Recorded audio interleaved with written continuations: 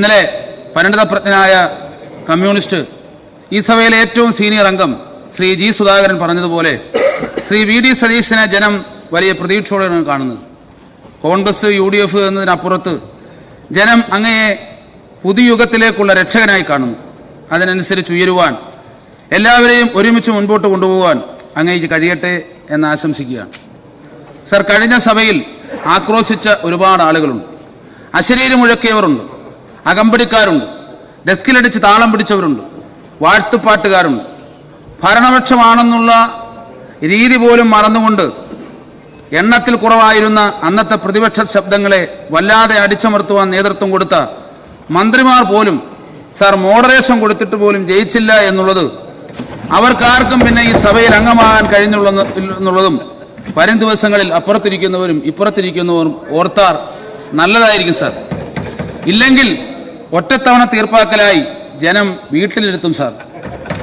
പൂരം കഴിഞ്ഞ പറമ്പിൽ നിന്നും പൊട്ടാത്ത പടക്കം പെറുക്കിയെടുക്കും പോലെ ഈ വലിയ ജനാധിപത്യ ആരൊക്കെ പൊട്ടി, എങ്ങനെയൊക്കെ പൊട്ടി എന്ന് പഠന വിഷയമാക്കണം സാർ. സാർ, കലത്തിലെ ചോറ് വെന്തോ എന്നറിയുവാൻ മുഴുവനും ഞെക്കി നോക്കണ്ട സാർ. സാർ, 1 or 2 എണ്ണം ഞെക്കിയാൽ മതി. ഈ സർക്കാർ അങ്ങനെ പോകും എന്നറിയുവാൻ ആദ്യ നയപ്രഖ്യാപനം മാത്രം നോക്കിയാൽ മതി സാർ.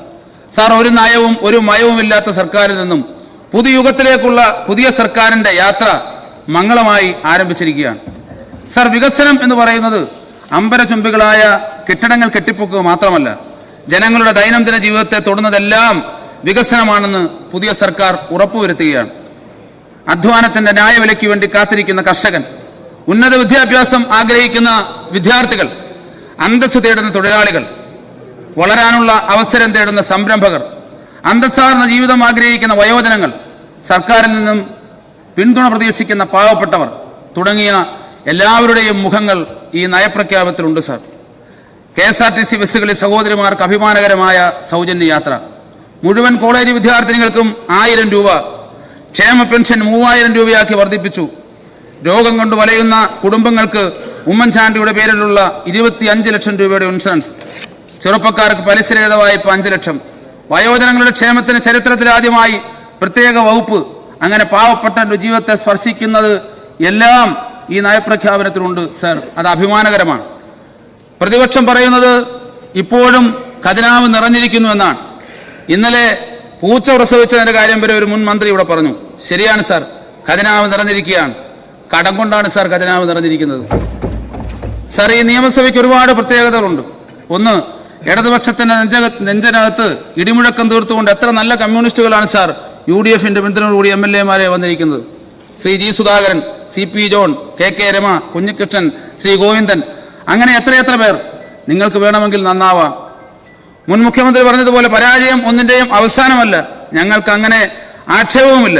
പക്ഷേ തിരുമല നിർത്തി തിരുത്തുവാൻ തയ്യാറാവണം സാർ. സാർ, അടക്കത്തെ നായിക്ക് ഉത കൊടുത്തിട്ട് ഒരു കാര്യവുമില്ല സാർ. ഇരുട്ടുകൊണ്ട് ഓട്ട അടച്ചിട്ടും ഒരു കാര്യവുമില്ല സാർ.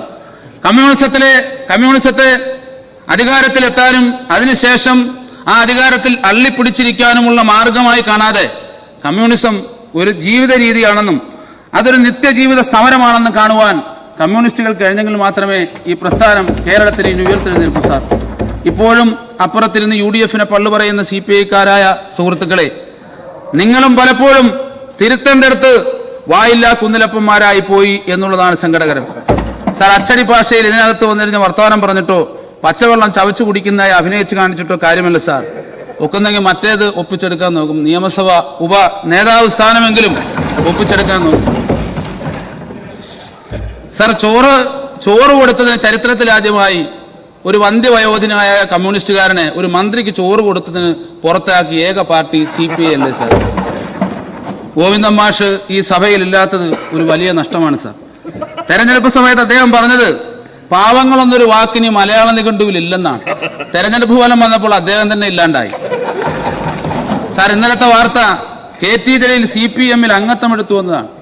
മോളെ കെട്ടിക്കാറായപ്പോൾ വീണ്ടും വാപ്പ പുയ്യാപ്പിള ആയതുപോലാണ് സാർ ആ വാർത്ത സാർ. നയപ്രഖ്യാപനത്തിൽ സ്വർണം കെട്ടവരെ കുറിച്ച് പറഞ്ഞില്ലെന്ന് BJP അംഗം ഇന്നലെ പരിതാപം പറയുന്നത് കേട്ടു സാർ. നാക്ക് അകത്തേക്ക് ഇട്ടില്ല. അതിനു മുമ്പ് പാലക്കാട്ട് ദേവസ്വം ഭണ്ഡാരം കുത്തി തുറന്നതിന് BJP സ്ഥാനാർത്ഥി പ്രഭാവതി അകത്തായി സാർ. ഉത്സം ബിബി ആവാഞ്ഞത് ഭാഗ്യം, ഇല്ലെങ്കിൽ അതിന്റെ പേരും വേറൊരു കലാപവും മുതലെടുപ്പും ഉണ്ടായേനെ.